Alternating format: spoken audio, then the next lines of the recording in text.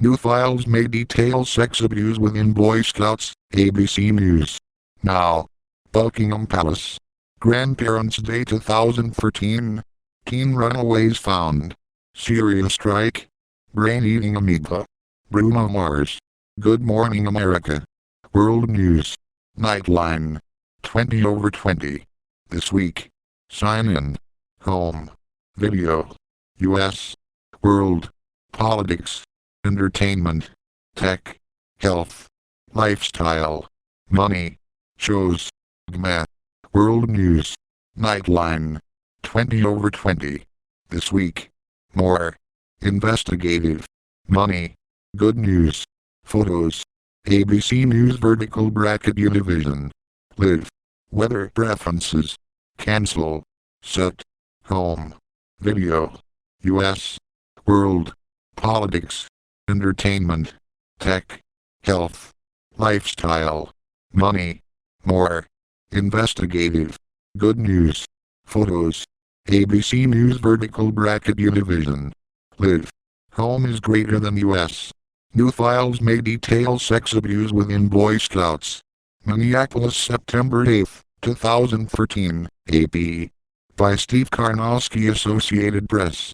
Confidential files turned over for a lawsuit set to go to trial in Minnesota may shed new light in the problem of sexual abuse within the Boy Scouts of America.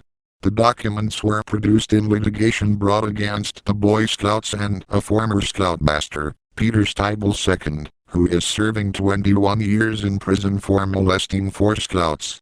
Attorneys for one former Scout won a court order for the nationwide internal files, commonly known as ineligible volunteer or perversion files. They cover the years 1999 to 2008, much more recent than similar files forced into the open in an Oregon case last year. We are intending to use those to show they have had a long-standing knowledge of the scope of a serious problem like Steibel, said Jeffrey Anderson, the lead attorney for the molested Scout. They kept files not known to the troops and members of the public and had a body of knowledge that was not made public. Anderson, who built a national reputation for frequent lawsuits in clergy abuse cases, declined to say what the new documents might show ahead of the trial that begins Monday in St. Paul. He said he expects attorneys for the Scouts to try to block the introduction and release of the files. He wouldn't say how many former leaders the files cover, but the release of more than 1,200 files in the Oregon case suggests the number could be large. An attorney for the Scouts did not return messages seeking comment. The Scouts' public relations director, Karen Smith, said in a prepared statement that protecting Scouts is of paramount importance to the organization, which claims over 2.6 million young people and over 1 million adult leaders as members in its various branches.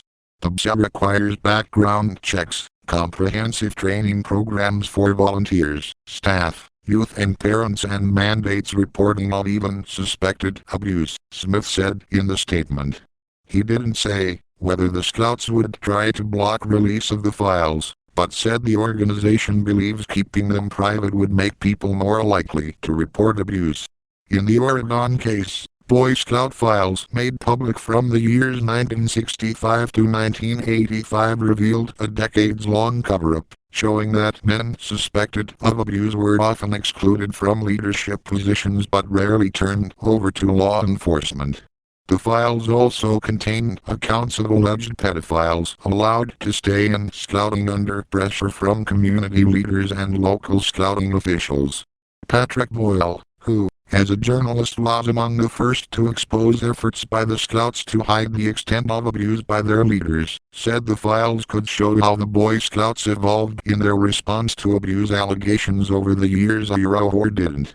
What's potentially powerful about these files is they can give us some idea of how big the problem has been in recent years, and might even give us an idea of whether the abuse prevention efforts by the Scouts have had any impact, said Boyle, who now serves as communications director for the nonprofit Forum for Youth Investment in Washington. When Ramsey County District Judge Ellen Ostby ordered the Scouts in January to give up the files, she also ordered the removal